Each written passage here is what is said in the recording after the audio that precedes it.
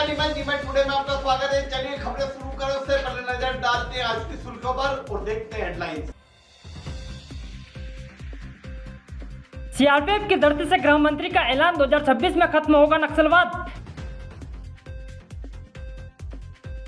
CRPF जवानों ने रोमांचकारी प्रदर्शन में दिखाई अपनी ताकत। मुख्यमंत्री मोहन यादव ने अचानक रुकाया काफिला और ओनली उपकार चाट पर लिया लस्सी का आनंद। नीमच पहुंचे नगरीय प्रशासन मंत्री कैलाश विजयवर्गीय।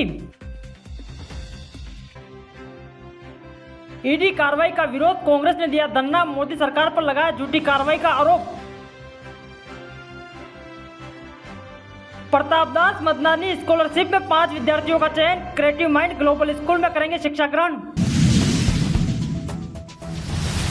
आज नीमच के लिए ऐतिहासिक दिन है और साथ में गौरवमयी दिन भी।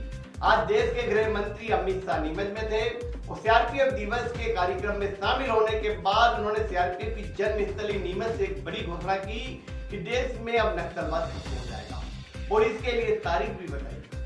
केंद्रीय गृह मंत्री अमित शाह ने कहा कि 31 मार्च 2026 तक देश में एक भी नक्सली नहीं बचेगा और नक्सलवाद पूरी तरह से खत्म होगा। और उन्होंने कहा कि नक्सलवाद को खत्म करने में सीआरपीएफ की अहम और बड़ी भूमिका होगी। सीआरपीएफ की जन्मभूमि नीमच से देश के गृह मंत्री अमित शाह ने बड़ा ऐलान किया। उन्होंने कहा 31 मार्च 2026 तक एक भी नक्सली देश में नहीं बचेगा और देश से नक्सलवाद खत्म होगा। नक्सलवाद को खत्म करने में सीआरपीएफ की बड़ी भूमिका होगी। केंद्रीय गृह एवं सहकारिता मंत्री अमित शाह ने कहा कि प्रधानमंत्री नरेंद्र मोदी के नेतृत्व में भारत विकसित राष्ट्र बनने की दिशा में अग्रसर है। उनके मार्गदर्शन में वर्ष 2026 तक देश से नक्सलवाद खत्म हो जाएगा। इस प्रण को पूरा करने में सीआरपीएफ की महत्वपूर्ण भूमिका होगी। सीआरपीएफ ने जम्मू कश्मीर में धारा 370 हटने के बाद शांतिपूर्ण तरीके से चुनाव संपन्न कराया। कश्मीर से लेकर कन्याकुमारी तक जहां जरूरत होती है, सीआरपीएफ के जवान सदैव उपलब्ध होते हैं। जब भी देश का स्वर्णिम इतिहास लिखा जाएगा, उसमें सीआरपीएफ के शहीदों का नाम स्वर्णिम अक्षरों में लिखा जाएगा। केंद्रीय गृह मंत्री अमित शाह गुरुवार को नीमच स्थित सीआरपीएफ के ग्रुप सेंटर में सीआरपीएफ के स्थापना दिवस पर आयोजित कार्यक्रम को संबोधित कर रहे थे। कार्यक्रम में मध्य प्रदेश के मुख्यमंत्री डॉक्टर मोहन यादव और सीआरपीएफ के डायरेक्टर जनरल ज्ञानेंद्र प्रकाश सिंह उपस्थित थे। केंद्रीय गृह मंत्री अमित शाह ने केंद्रीय रिजर्व पुलिस बल के शहीद जवानों को नमन करते हुए कहा कि सीमाई क्षेत्रों से लेकर अंदरूनी इलाकों तक देश की सुरक्षा के सीआरपीएफ के योगदान को कोई भुला नहीं सकता। इस अवसर पर केंद्रीय रिजर्व पुलिस बल के 86वें सीआरपीएफ दिवस की परेड का निरीक्षण किया और सलामी ली। परेड में सीआरपीएफ की 8 टुकड़ियों ने हिस्सा लिया।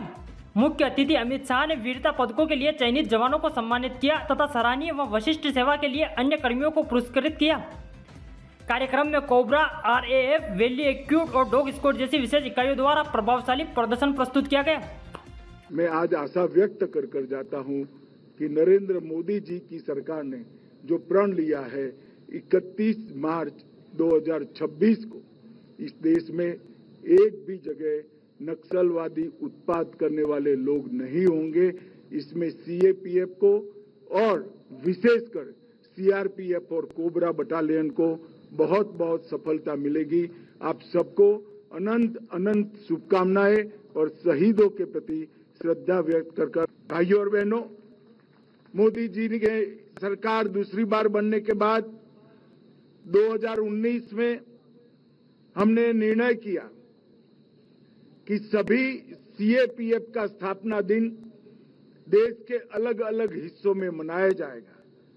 उसी के तहत आज ये वार्षिक परेड नीमच के अंदर मनाई जा रही है और आज यहाँ पर सीआरपीएफ के कई जवान, कई कार्मिक, उनको उनके उत्कृष्ट प्रदर्शन के लिए अलग अलग प्रकार के अलंकरणों से नवाजा गया है। मैं वो सभी को बहुत बहुत बधाई देना चाहता हूं। आज सीआरपीएफ डे, सीआरपीएफ डे के अवसर पर देश के गृह मंत्री नीमच पहुंचे और उन्होंने भव्य परेड समारोह में शामिल हुए। इस दौरान सीआरपीएफ ने अपनी ताकत का एहसास कराया।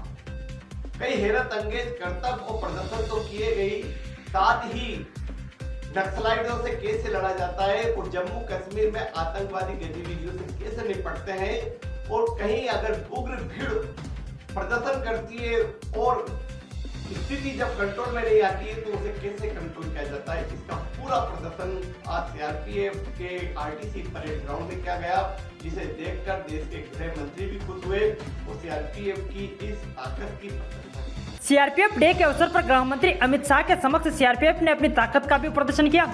नक्सलाइट एरिया में कोबरा की सतर्कता, जम्मू कश्मीर में वैली क्वेट के ऑपरेशन और डॉग स्काउट के जीवंत प्रदर्शन किया गया।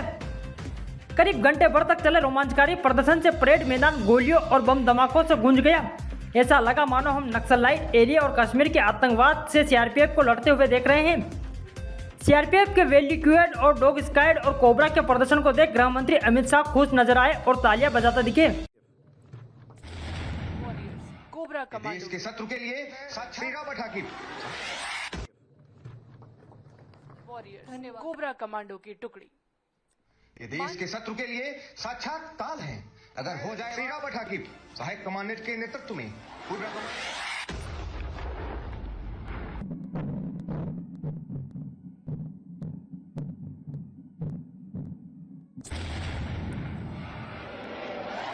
इसी दौरान बीडीडीएस टीम के द्वारा एक आईईडी को चिन्हित और डिमोलिश किया जाता है। लाल सलाम कॉमरेड। अपने मिलिशिया सदस्य को कैंप की रैकी करने के लिए गांव वाले के भेष में दवा लेने। Vivek Kumar Gupta, contingent commander, Uttarakhand sector.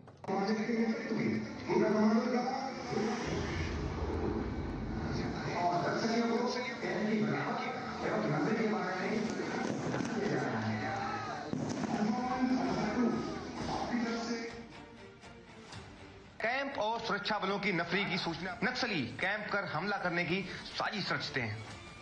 लाल सलाम कॉमरेड, कैंप के रैकी कार ले ली है। नक्सलियों के बीजीएल से एक कमांडो घायल हो जाता है। अभियान कमांडर अपनी सूझबूझ से दुश्मन की पोजीशन और नफरी का पता लगाने के लिए ड्रोन सी रैकी करने का फैसला लेता है और नक्सलियों की पोजीशन के अनुसार मोर्टार डेट को फायर करने का आदेश देता है।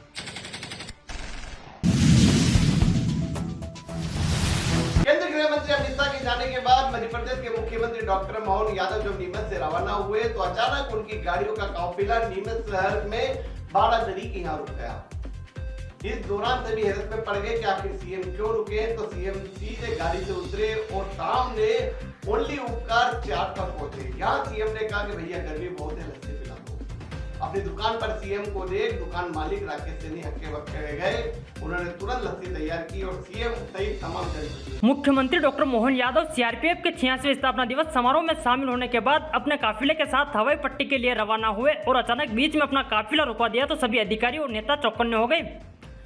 मुख्यमंत्री अपनी गाड़ी से उतरे और ओनली उपकार चाट होटल पर पहुंचे और कहा भैया गर्मी बहुत है, ठंडी लस्सी पिला दो। मुख्यमंत्री को सामने देख ओनली उपकार चाट के मालिक राकेश सैनी भी हैरत में पड़ गए। वहीं मुख्यमंत्री डॉक्टर मोहन यादव ने स्वयं ठंडी लस्सी पी और साथ में मौजूद सभी जनप्रतिनिधियों को लस्सी पिलाई। लस्सी पीने के बाद मुख्यमंत्री ने अपने फर्श से पैसे निकाले और दुकान मालिक राकेश सैनी को पैसे दिए। दुकान मालिक ने पैसे लेने से मना किया तो मोहन यादव ने जबरदस्ती हाथ में पैसे थमा दिए और कहा पैसे तो लेने पड़ेंगे। इस दौरान राकेश सैनी ने मुख्यमंत्री का माला पहनाकर स्वागत किया। वहीं अब मुख्यमंत्री डॉक्टर मोहन यादव की सादगी देख नीमच में हर तरफ चर्चा हो रही है। आज का दिन राजनीति भरा रहा। इधर अमित शाह और सीएम भोपाल के लिए रवाना हुए, उधर नगरीय प्रशासन मंत्री कैलाश विजयवर्गीय नीमच आ गए। वे अपने पारिवारिक कार्यक्रम के लिए नाथद्वारा जा रहे थे। इसी बीच वे नीमच के मक्खन ढाबा पर रुके और भोजन किया। इस दौरान नीमच के जनप्रतिनिधियों ने उनका स्वागत किया। इधर सीएम भोपाल के लिए रवाना हुए, उधर नगरीय प्रशासन मंत्री कैलाश विजयवर्गीय का काफिला नीमच आ पहुंचा। परिवार के साथ कैलाश विजयवर्गीय नाथद्वारा जा रहे थे। इसी दौरान वे मक्खन ढाबा रुके और परिवार के साथ भोजन किया। सांसद सुधीर गुप्ता, नीमच विधायक दिलीप सिंह परिहार, मनासा विधायक माधव मारू, नगर पालिका अध्यक्ष स्वाति चोपड़ा, भाजपा के वरिष्ठ नेता संतोष चोपड़ा ने उनका भव्य स्वागत किया। पूर्व नपाध्यक्ष राकेश पप्पू जैन ने ढोल ढमाकों के साथ मंत्री विजयवर्गीय का स्वागत और अभिनंदन किया। इस दौरान विजयवर्गीय ने सिर्फ इतना कहा, परिवार का दौरा है इसलिए आज राजनीति की बात नहीं करूंगा। तो यहाँ वक्त ब्रेक के बाद दिखाएंगे आपको कुछ और खबरें। फिर इंदौर जाने की आवश्यकता नहीं। 11 मल्टी स्पेशलिटी हॉस्पिटल नीमच में उपलब्ध है। अंचल का एकमात्र अत्याधुनिक सब सुविधा युक्त 150 बेडेड हॉस्पिटल, जहां आपको 24 घंटे इमरजेंसी सुविधा उपलब्ध मिलेगी। साथ ही सभी बीमारियों का इलाज, जांचें तथा दवाइयां एक ही स्थान पर उपलब्ध है। 20 स्पेशलिस्ट डॉक्टर की विशाल व अनुभवी टीम के साथ उपलब्ध सेवाएं, अस्थि रोग, शिशु रोग, महिला एवं प्रसूति रोग, लेजर सर्जरी, न्यूरो एवं स्पाइन सर्जरी, यूरोलॉजी, जनरल एवं लेप्रोस्कोपी सर्जरी, क्रिटिकल केयर एवं ट्रॉमा, मुख कैंसर रोग, जनरल मेडिसिन, फिजियोथेरेपी। इसके अतिरिक्त 15 बेडेड अत्याधुनिक मशीनों युक्त ICU, ultra modern 7 bedded dialysis unit, 10 bed नवजात शिशु and ICU, 4 modular operation theatre, अत्याधुनिक लैब एवं रेडियोलॉजी विभाग, सर्व सुविधा युक्त वार्ड एवं प्राइवेट रूम, 24 घंटे एम्बुलेंस सुविधा। ब्रेक के बाद आपका स्वागत है। कांग्रेस नेता राहुल गांधी और सोनिया गांधी पर ईडी द्वारा चार्जशीट दाखिल करने के बाद आज नीमच में कांग्रेस सड़क पर उतर आई। ब्लॉक कांग्रेस अध्यक्ष राकेश अहीर और मोनू लोक्स के नेतृत्व में आज 4-0 पर धरना दिया गया और केंद्र सरकार की इस कार्रवाई को निष्ठापूर्ण बताया। इस दौरान बड़ी संख्या में कांग्रेस शामिल हुए। गुजरात व बिहार विधानसभा चुनाव में भाजपा को अपनी पराजय दिख रही है और ऐसे में भाजपा की मोदी शाह की जोड़ी सत्ता का दुरुपयोग कर कांग्रेस को डराने और धमकाने का काम कर रही है। इसलिए कांग्रेस नेतृत्व सोनिया गांधी व नेता प्रतिपक्ष राहुल गांधी के विरुद्ध केंद्र सरकार द्वारा फर्जी मामले में आरोप पत्र प्रस्तुत किया गया। यह बात कांग्रेस जिलाध्यक्ष अनिल चौरसिया ने कही। वे ब्लॉक कांग्रेस द्वारा आयोजित धरने में बोल रहे थे। इस अवसर पर ब्लॉक कांग्रेस अध्यक्ष राकेश अहीर, मोनू लोक्स, तरुण बाहेती, भारत अहीर, हिदायतुल्ला खान, योगेश प्रजापत, गजेंद्र यादव, अरविंद चोपड़ा, ब्रजेश मित्तल, राजेश सिंह तोमर, राकेश सोनकर, बाबू सलीम, योगेश प्रजापति, मनोहर अम्ब सहित कांग्रेस नेता और कार्यकर्ता उपस्थित थे। किस तरीके से हमारे राष्ट्रीय नेता राहुल गांधी जी और सोनिया गांधी से डरी हुई है। अभी हाल ही में एक अधिवेशन हुआ था गुजरात में, जिसमें वहाँ पे इतनी सक्रियता थी गुजरात की कि वहाँ से मोदी और अमित शाह घबरा कर हमारे राष्ट्रीय नेता पर झूठे प्रकरण ईडी का दबाव बनाकर उनको डराना चाहते हैं। इस संदर्भ में आज हमारे कांग्रेस जन शहर ब्लॉक कांग्रेस के द्वारा 4-0 पर धरना रखा गया था। कांग्रेस ऐसे छोटे मोटे झूठे प्रकरणों से डरने वाली नहीं है। कांग्रेस वो पार्टी है जो इस देश को आज़ादी दिलाने में कांग्रेस पार्टी का योगदान रहा है।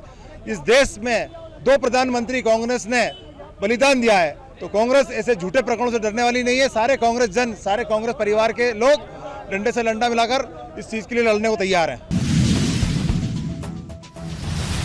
नीमच के प्रसिद्ध क्रिएटिव माइंड्स स्कूल में स्कॉलरशिप योजना प्रारंभ की गई है। स्वर्गीय प्रताप दास मदनानी की स्मृति में स्कॉलरशिप योजना के तहत 5 बच्चों का सिलेक्शन किया गया।